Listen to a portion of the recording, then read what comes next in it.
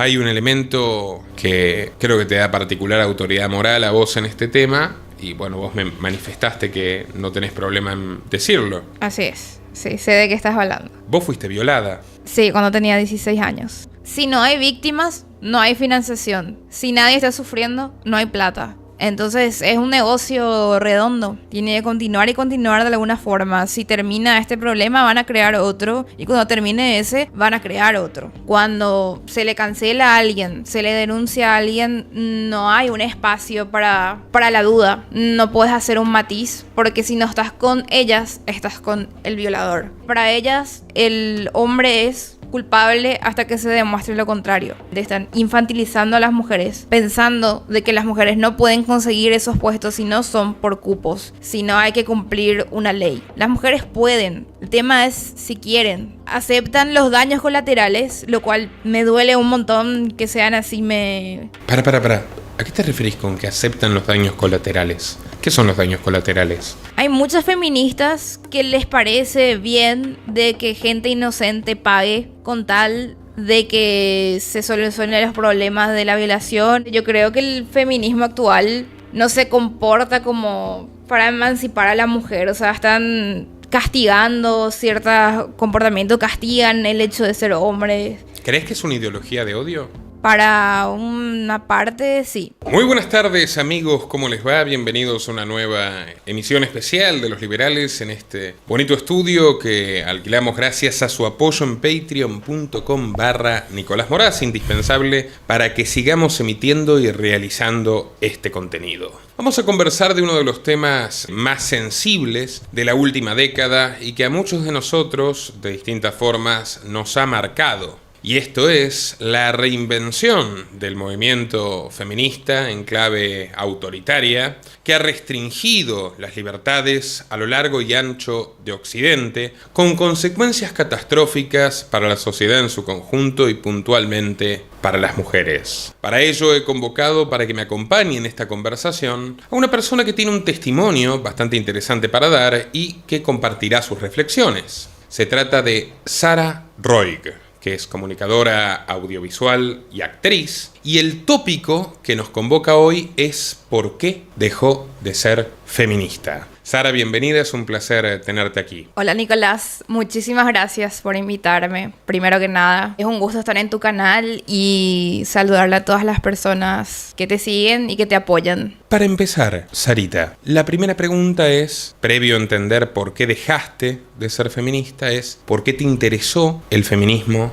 en primera instancia? Estaba muy interesada en su lucha, me parecía muy legítima, ya que yo misma he crecido en un ambiente muy machista debido al país donde crecí, la cultura en sí y vivencias que tuve en la vida que fueron muy fuertes, y las cosas que decían ellas y lo que querían lograr resonaba mucho conmigo. Entonces estaba muy a favor de todo. ¿Y en qué contexto, más o menos en qué años vos te aproximás al movimiento? Más o menos a eso del 2016, 2017, cuando se puso más fuerte el tema del feminismo en Latinoamérica. Siempre conocí sobre el tema, pero no había marchas y si había muy poca convocatoria. Y me hice más grande, entonces entendía más los problemas sociales y veía lo que pasaba también afuera. Y me pasaron cosas que hicieron de que acumule cierta rabia y ganas de que cambie la sociedad de alguna forma, y me pareció que ir con ellas sería al menos poner un granito de arena para que cambie la sociedad de alguna manera. Al principio, digamos, a partir de estas difíciles vivencias que nos comentás, ¿te sentiste contenida? ¿Te sentiste acompañada? ¿Cómo, digamos, fue tu aproximación emocional a las feministas? ¿Cómo te convirtieron, digamos, en una de ellas? Y me sentí escuchada, la verdad. Me di cuenta que no era la única que había pasado por esas cosas y que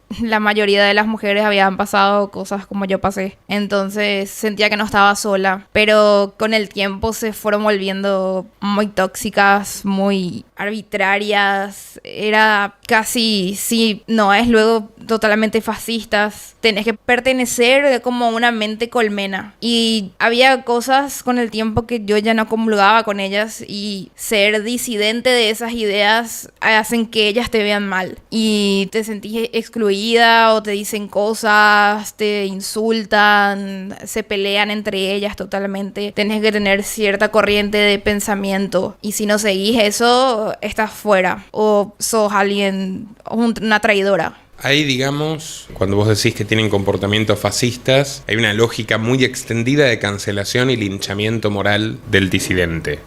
Vamos a hablar ahora de algunas cuestiones sociales, pero primero te quiero preguntar, continuando con este abordaje de tu experiencia, ¿qué ejemplos hay, digamos? ¿Qué fue lo que particularmente en tu caso te generó un ataque, una suerte de pseudocancelación, una amenaza de expulsión de tus compañeras feministas? La verdad que en mi caso, a mí nadie me expulsó, digamos, de ningún grupo. Yo me fui distanciando paulatinamente por un conglomerado de cosas. O sea, se fueron juntando cosas que no me parecían, y ya no me sentí identificada con el movimiento, porque yo soy una persona muy centrista y yo no quiero odiar a nadie. Y no puedo ser tan parcial hacia un lado. Y ya rozaba la misandría en muchos casos, y algunas totalmente. Y yo no odio al hombre. Con todas las cosas que han pasado y que me han pasado y que he escuchado, yo no le tomo al hombre como un colectivo, sino le veo como un individuo. Y ellas le meten a todos en una misma bolsa. Y yo no puedo hacer eso, me parece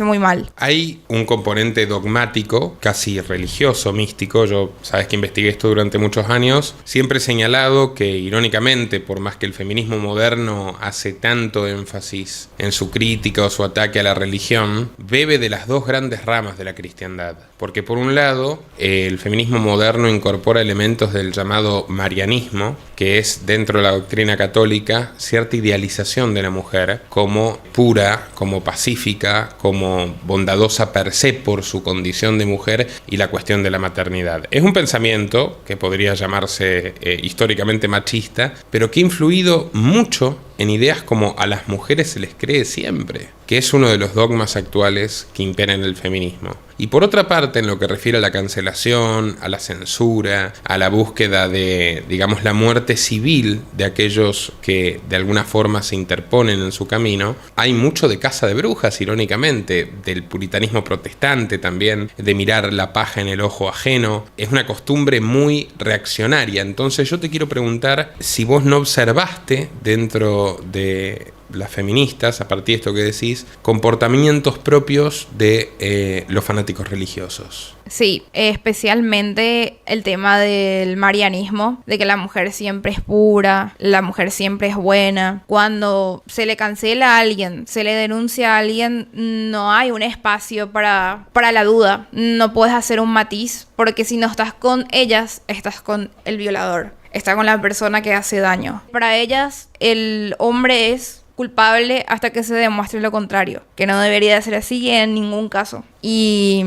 para mí eso es un rasgo fascista. O sea, ¿estás con nosotras o estás totalmente en contra? No hay punto medio, no hay grises, es o blanco o es negro. Y te pueden cancelar por cualquier cosa. El simple hecho de yo estar acá y hablar no a favor de ellas es estar en contra. El hecho de relacionarme contigo ya es una razón para que a mí me cancelen por tus visiones hacia el feminismo. Entonces, por proxy, yo ya estoy mal. Que no necesariamente son idénticas a las tuyas, y ni deberían serlo. ¿Te han cuestionado en este proceso en el cual vos comenzaste a alejarte? ¿Te han cuestionado por vincularte con ciertas amigas, por ejemplo? ¿Te han cuestionado por tratar con mujeres incluso? No tengo amigas antifeministas. No tengo muchas amigas en general. Eso es lo que más me han llamado la atención. La palabra pick me suele resonar por ahí. ¿Podés explicarle a la audiencia hispana qué significa pick me? Elígeme. Entonces, que tengo ciertos pensamientos que comulgan más con la población masculina.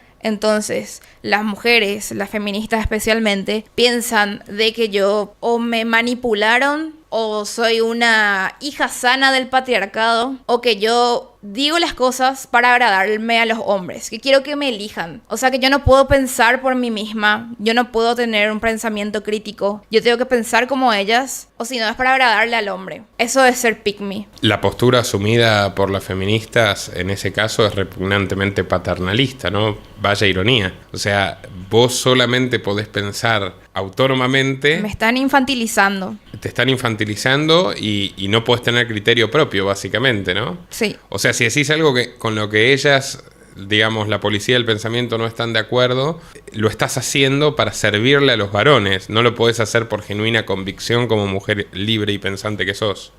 Así mismo es. ¿Qué opinás? Porque otro rasgo definitivamente fascista de este movimiento es la obsesión, e incluso también, digamos, de un movimiento completamente vinculado al día de hoy, que yo sé que ya vamos a ampliar en este tema, que es la militancia trans. Y cuando me refiero a la militancia trans, no me refiero a que defiendan el derecho a vivir de los trans o el derecho a autopercibirse como ellos quieran, que yo como liberal, por supuesto, daría mi vida defendiéndolo, sino a la limitación de la libertad de expresión de otros que señalan, por ejemplo, esta persona no es lo que dice ser y tienen todo el derecho del mundo a señalarlo. Es la sagrada libertad de expresión. Bueno, el feminismo contemporáneo no reconoce esa libertad de expresión, busca una imposición obligatoria del lenguaje. Hay países donde tiene más éxito que en otros, por ejemplo, la deformación lingüística del lenguaje inclusivo, ¿no? O sea, ¿qué opinás respecto a esta vocación feminista y progresista de querer apropiarse de las palabras ajenas? Que creo que es ya una aberración dictatorial que trasciende el autoritarismo, que es realmente totalitario. ¿Cómo lo ves vos?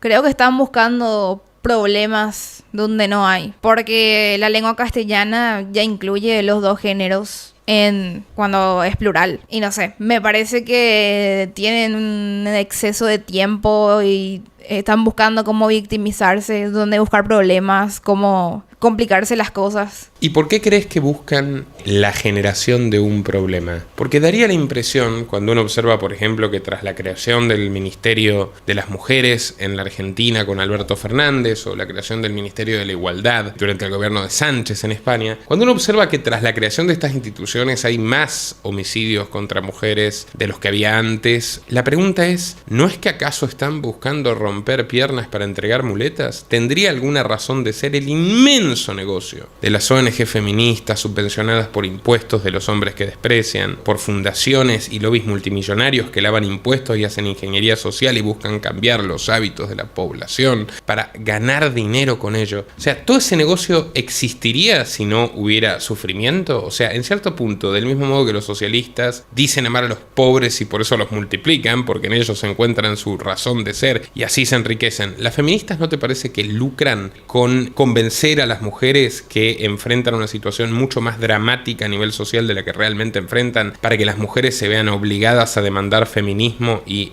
protección estatal, lo que una vez más las mostraría como sujetos débiles? Sí, la verdad que ya dijiste todo con eso. Si no hay víctimas, no hay financiación. Si nadie está sufriendo, no hay plata. Entonces es un negocio redondo. Tiene que continuar y continuar de alguna forma. Si termina este problema, van a crear otro. Y cuando termine ese, van a crear otro. Nunca va a terminar. Cuando entraste a este movimiento, ¿pensaste en algún momento en el poder?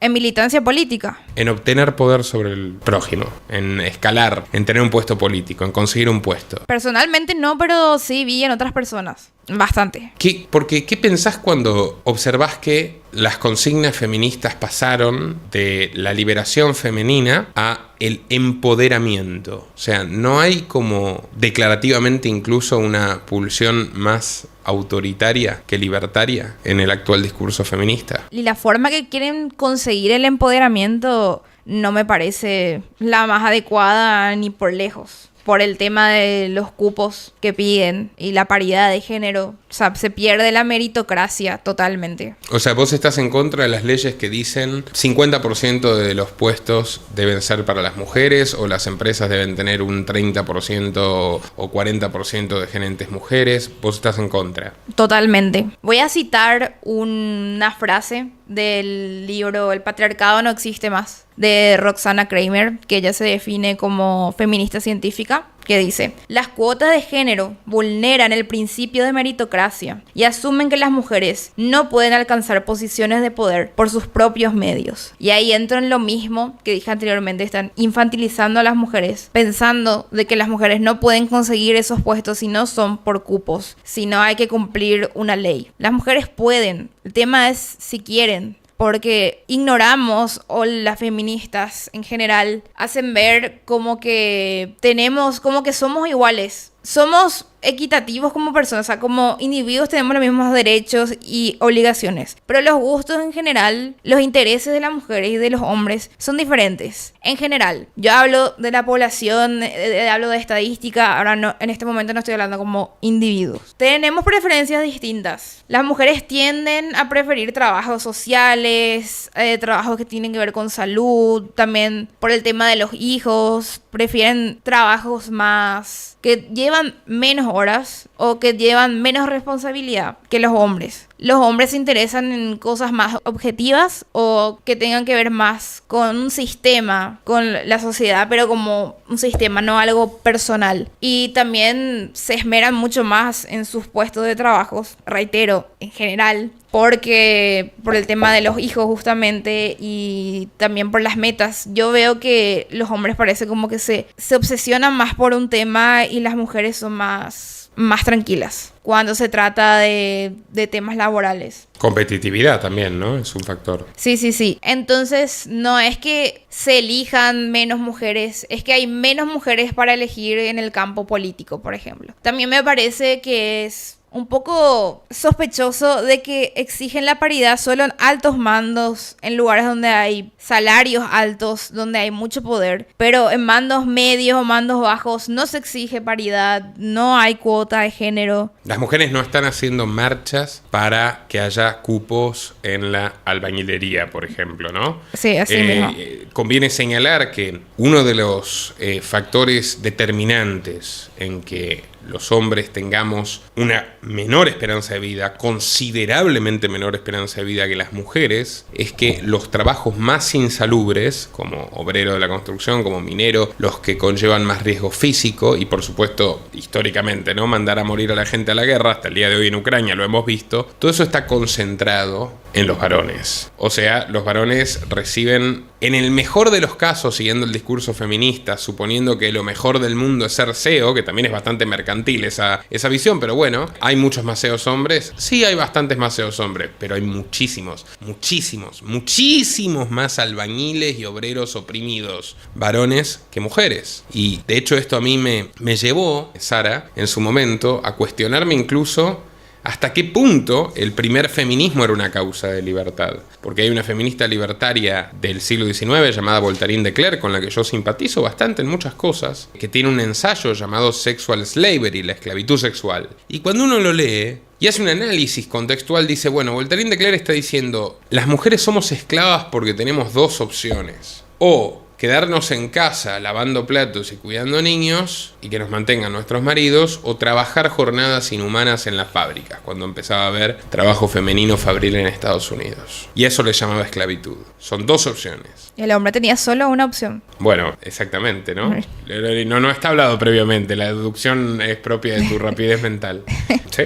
O sea, entonces, ¿cuál era la condición del hombre de la época? Que además tampoco era esclavo por tener que trabajar duramente en las fábricas, porque el confort que tenemos hoy se conquistó a través del esfuerzo del ayer, y así funciona el progreso y la civilización. Recuerdo alguna vez también una conversación que tuve, bueno, en fin, con una muchacha sobre la supuesta explotación de los adolescentes de Bangladesh, y los adolescentes de Bangladesh estaban lo más contentos filmando cómo trabajaban en las fábricas en TikTok, porque viven mucho mejor ahí hoy de lo que vivían hace 5 años en los campos de arroz con las plagas epidémicas del sudeste asiático. Dicho esto, hay un rasgo abiertamente nazi en el movimiento feminista que trasciende el fascismo convencional, porque si uno analiza, el fascismo tiene elementos corporativistas, colectivistas, de control social, de como lógica amigo-enemigo, todas estas condiciones, ¿no? Radicalización de la base, más culto a la personalidad, que en el caso de las feministas a veces hay, a veces no hay algo todavía más colectivo que eso. Pero hay una cuestión que es el supremacismo, y ese es un elemento que no está en el fascismo, pero sí está en el nazismo.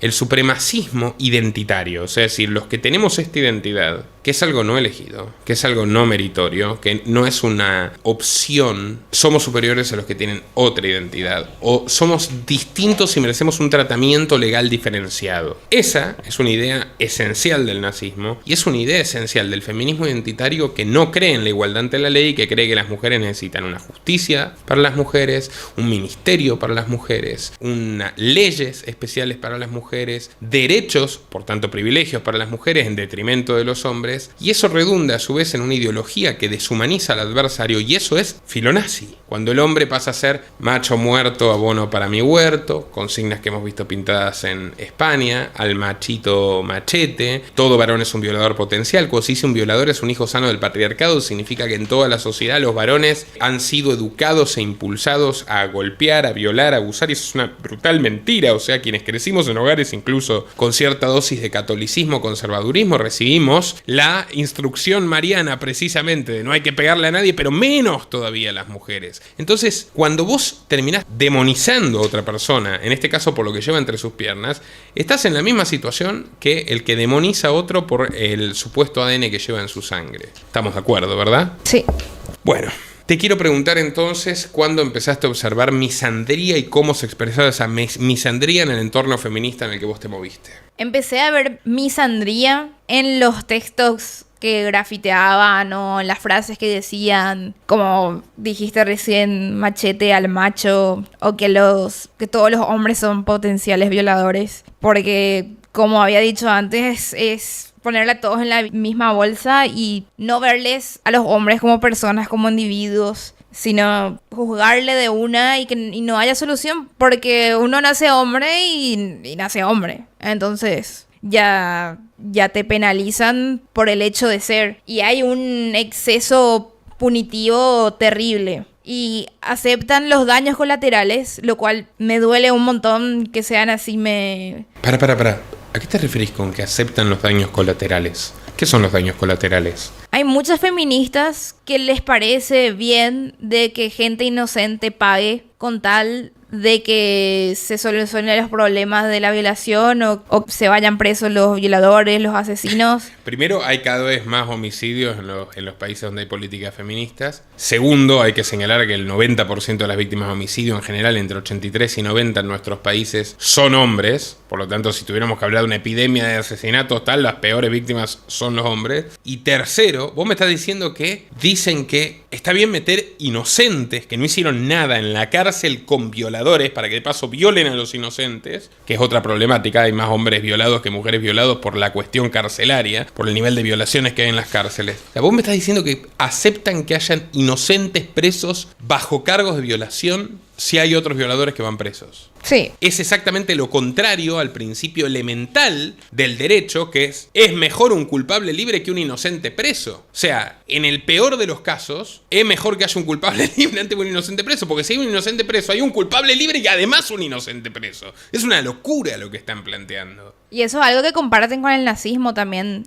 con una cierta analogía. Ambos sistemas comparten esa idea devastadora. En el nazismo era un sacrificio por la nación, y en el feminismo es un costo inevitable por la causa. Entonces, yo creo que cuando una ideología considera legítimo dañar a personas concretas en nombre de un bien abstracto, cruzó esa línea, una línea peligrosa. Hay casos terribles. Yo nunca olvido el caso de Agustín Muñoz en 2018, que fue después de lo de Telma Fardín, ¿era su apellido? Exactamente. Con el tema de D'Artes. La denunciante de D'Artes. Sí. Yo Sí. conocí a la hermana de Telma Fardín, que dijo claramente que todo era mentira, al mismo tiempo que la condena de D'Artes carece completamente de cualquier elemento probatorio sólido. Es absolutamente terrible lo que pasó, pero lo de Agustín, peor todavía, creo que es lo que más me movilizó. Agustín se suicidó después de que una amiga suya le hizo una denuncia falsa y sus amigos le tiraron piedras y él se quitó la vida, y al día siguiente la amiga dijo no, era mentira, estaba enojada con él por otro tema y dije que me abusó, pero no me abusó,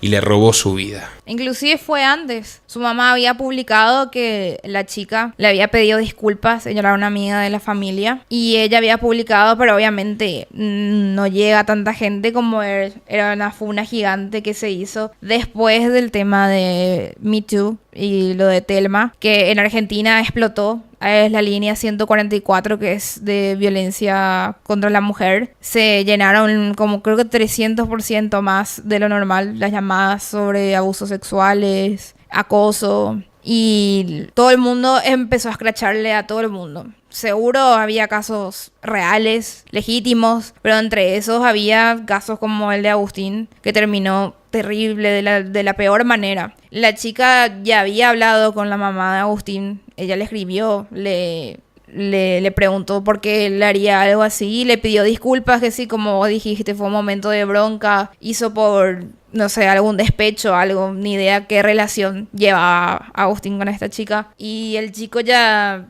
no soportó. Dice que él estuvo presente cuando creo que se hizo como una marcha o una presentación y dijeron su nombre y él estaba ahí, y él llegó a su casa y le dijo a su mamá, ya está, me arruinaron la vida. Y su mamá intentó de todo para que su reputación vuelva a establecerse y no lo logró. En diciembre de 2018 él se sacó la vida y la chica no tuvo repercusiones. Ella debería de estar presa, a mis ojos, por denunciar falsamente. Y encima, como agravante otra vez, que haya perdido la vida él, que se haya sacado la vida. Por eso lo hace mucho peor. Y ella está libre. Como ella cometió un delito y está libre. Hay centenares de casos como el de Agustín Muñoz, y en todos nuestros países, hasta en los más conservadores, donde se han aplicado las leyes feministas que vulneran la presunción de inocencia y establecen que la palabra de la denunciante tiene un valor probatorio que no tiene ningún otro tipo de delito. Bueno, han llenado las cárceles de hombres inocentes, han separado hombres de sus hijos, como lo revela, por ejemplo, el documental Borrando a Papá, que presenta la periodista Ginger Gentile, siempre muy recomendado, una obra pionera de 2012,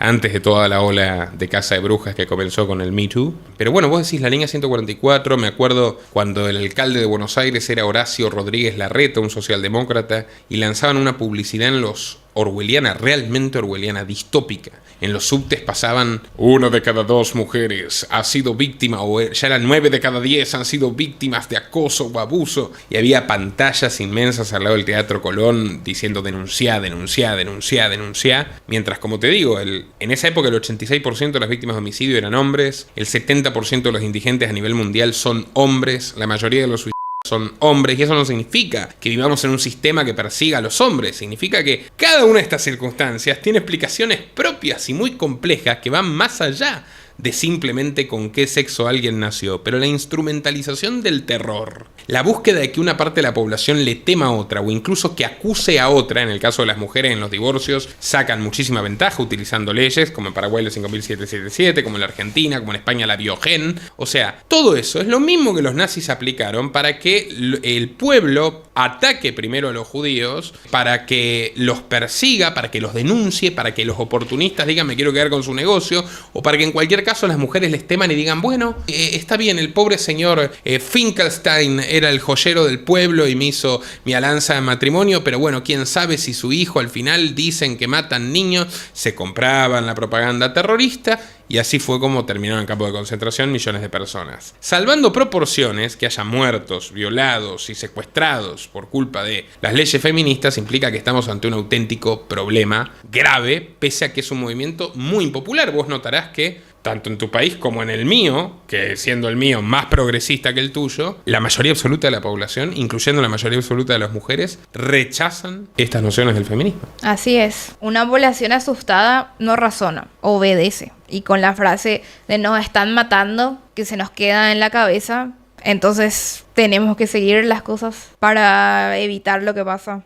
O sea, lo que dicen que está pasando. Pero es una minoría absoluta, por suerte. Hay un elemento que creo que te da particular autoridad moral a vos en este tema. Y bueno, vos me manifestaste que no tenés problema en decirlo. Así es. Sí, sé de qué estás hablando. Vos fuiste violada. Sí, cuando tenía 16 años. Y fue una de las razones, la principal razón por la cual me uní así fervientemente al feminismo. Yo me iba a las marchas, yo me iba con el pañuelo, yo full estaba ahí, porque sí, la forma en que reaccionó la fiscalía me pareció totalmente inadecuada, pero también es una culpa del sistema en general, porque la corrupción está en toda Latinoamérica y si no hay plata no corren las cosas. Igual, yo cuando denuncié, tardé en denunciar porque tenía miedo y también porque me sentía culpable. Porque sí hay cierto machismo que te hace sentir, o sea, yo pensaba que era mi culpa por ser como soy, por hablar, por no ser tan puritana. Tipo, sentí que me merecía eso. Que obviamente nadie se lo merece.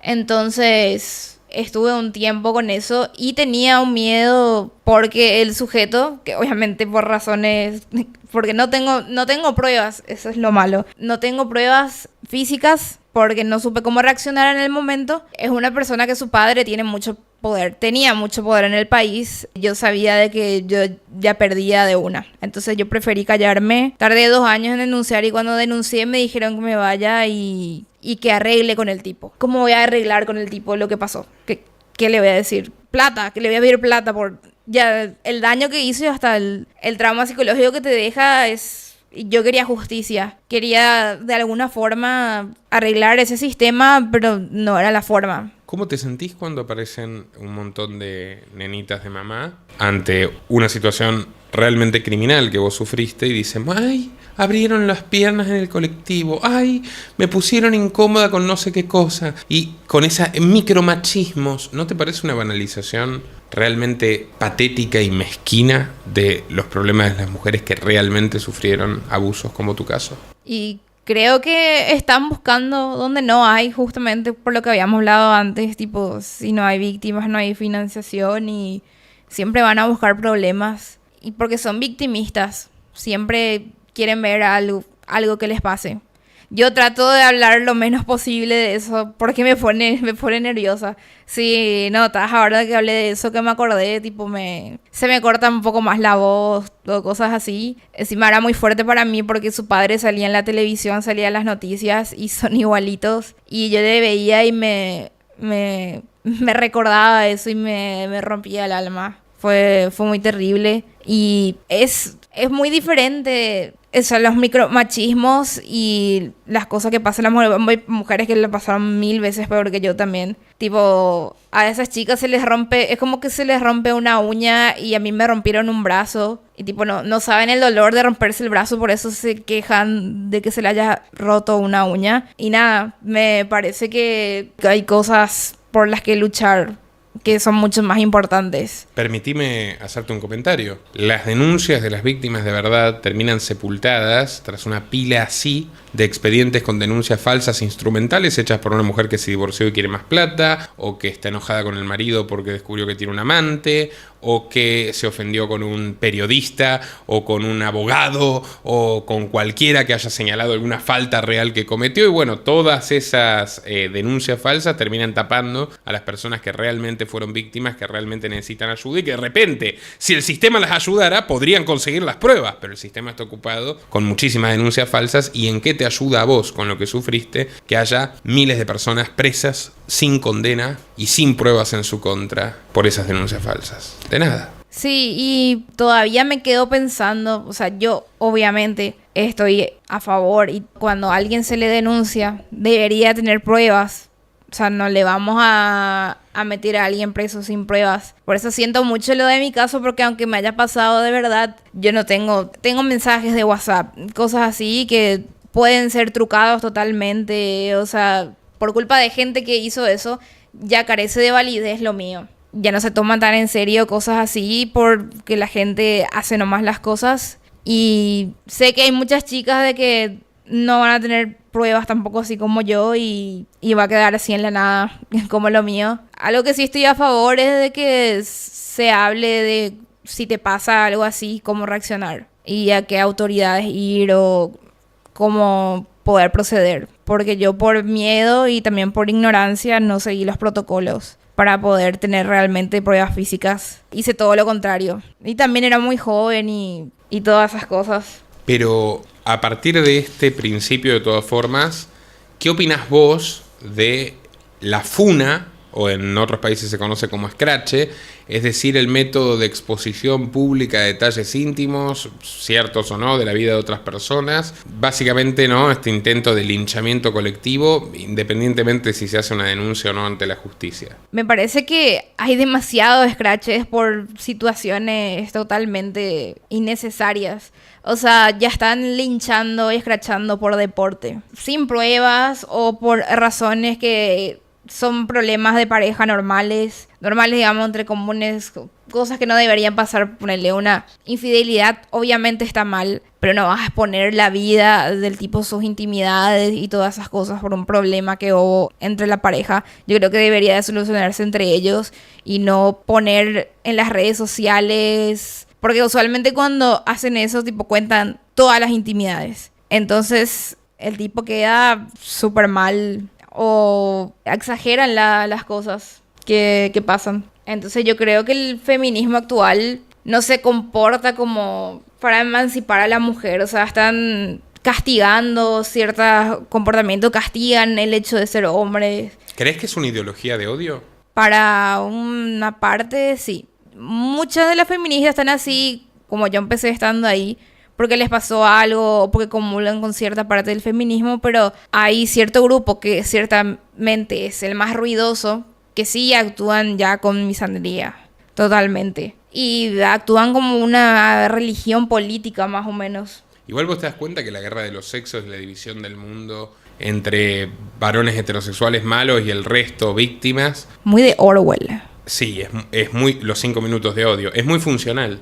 Y ya que citaste Orwell, está la Liga Antisexo, ¿no? Que eran mujeres jóvenes generalmente, terriblemente militantes del partido, que decían que el sexo por recreación y tal era algo disolvente que distraía a la gente de la disciplina, ¿no? En este caso, nosotros tenemos autoras feministas ya desde el 87, Dworkin diciendo que la penetración heterosexual es un acto de dominación masculina por excelencia, Catherine McKinnon, también otra académica estadounidense, si las mujeres consienten bajo condiciones de subordinación estructural, el consentimiento no es plenamente libre, y a partir de esto las feministas modernas pueden llegar a decir, en muchos casos lo enuncian, que toda relación sexual heterosexual con penetración es violación. ¿Qué opinas respecto al puritanismo sexual lesbofeminista?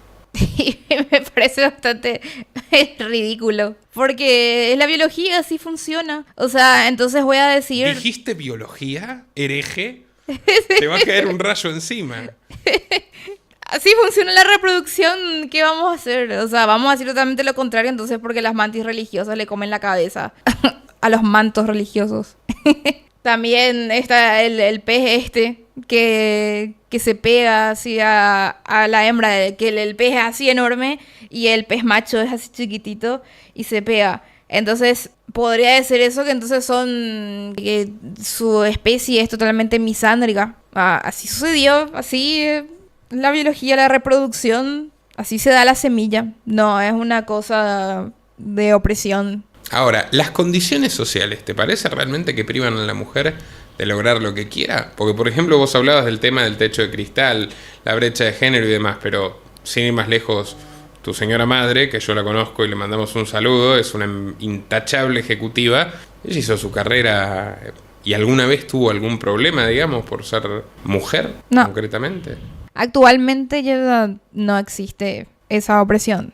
Ella empezó como secretaria y ahora es gerente. Está en el punto más alto que puede llegar en la empresa en que está. Bueno, y ella hizo méritos para estar ahí. Y no por un cupo de género. Yo me sentiría mal si me entero. Pongamos de ejemplo, me eligen como diputada, ponele, y yo me entero de que estoy ahí por un cupo de género. Yo me voy a sentir pésimo. O el caso contrario, que estoy ahí por el mérito que hice y la gente puede pensar de que estoy ahí para cumplir el cupo de género nada más. O sea, que no importa lo que hice, no, ya está, yo estoy ahí porque soy mujer, no por lo que hice en mi vida, no por mis estudios. Y me pondría muy triste. ¿Vos crees que este movimiento finalmente genera profecías autocumplidas? O sea, es como que a partir de que hay una ley de cupos, la mujer que consigue un puesto por cupo y no por mérito, eventualmente hasta tenga las competencias para llevarlo adelante, pero como no lo obtuvo limpiamente, pasa a ser vista como, uy, es mujer, necesita que la ayude el gobierno. Es bastante contradictorio esto, ¿no? O sea, es como que refuerzan la idea de un sexo débil. Exactamente.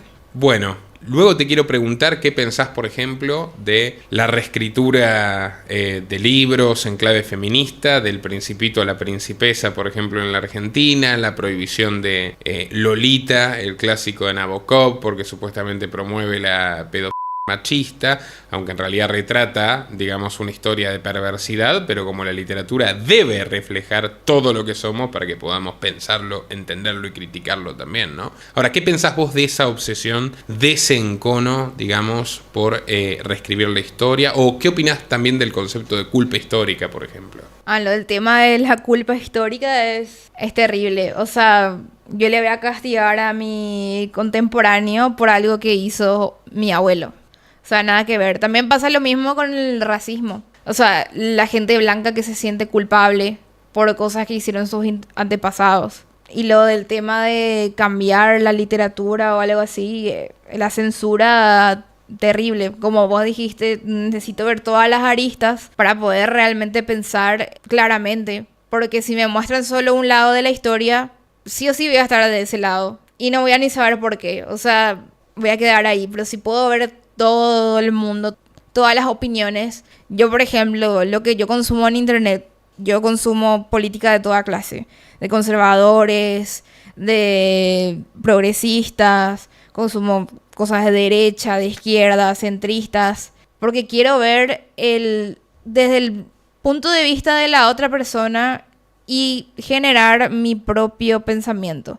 Y soy totalmente autocrítica. Y cuando uno censura, le estás obligando a los niños, a la gente que está en desarrollo, que está empezando a leer, a que vaya a cierto lado. Entonces como que es como una ingeniería social de cierta forma porque le están tirando para un lado, le están obligando, no diría sin querer, o sea, queriendo, pero sin que ellos sepan. Porque para mí la educación es poder. Cuando uno puede educarse de todo, tenés el poder de elegir quién sos y qué puesto vas a tomar en la vida. Y para eso hay que saber de todo. Me recordás hace muchos años en la Argentina un episodio en el cual vino a dar una charla la hija de Ernesto Che Guevara, guerrillero, por cierto, repudiable homófobo y racista, además, entre muchas otras condiciones del sádico. Y Aleida Guevara nos discurseaba sobre la maravilla de la alfabetización total en Cuba. Y yo le contesté, teniendo 15 y 16 años,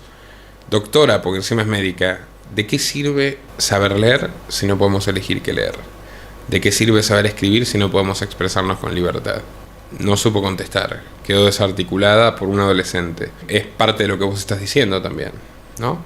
¿Qué casos famosos o paradigmáticos de cancelaciones injustas te vienen a la mente? Una, por ejemplo, para mí, Johnny Depp. La que a mí más me llama la atención es sobre el cuento de la criada. ¿Por qué? Porque ¿Qué es el cuento de la criada? es una distopía feminista. Y los feministas queer quisieron cancelar porque en el cuento, en la novela, hay una división entre las mujeres biológicas y los hombres biológicos. O sea, solo hay dos sexos. No por lo que representaban, o sea, no por lo que ellos sentían que eran, sino realmente por su sexo biológico. Y eso también me parece una incongruencia, que es una de las razones por la cual salí, que es muy polémico y le linchan a mucha gente porque el feminismo liberal admite a toda persona que se considere mujer.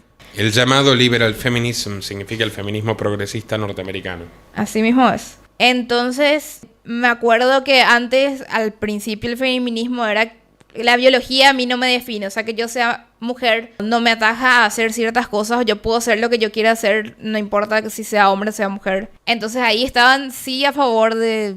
o sea, la biología no importaba. Entonces yo quiero saber qué dicen las feministas progresistas cuando se le pregunta qué es una mujer. Vi un montón de debates, especialmente en Estados Unidos, en países de primer mundo, donde le preguntan una pregunta tan simple y que hace unos años era tan fácil de responder. Y se quedan en blanco, porque dicen, la persona que dice ser mujer. Pero, ¿qué necesita esa persona para ser mujer?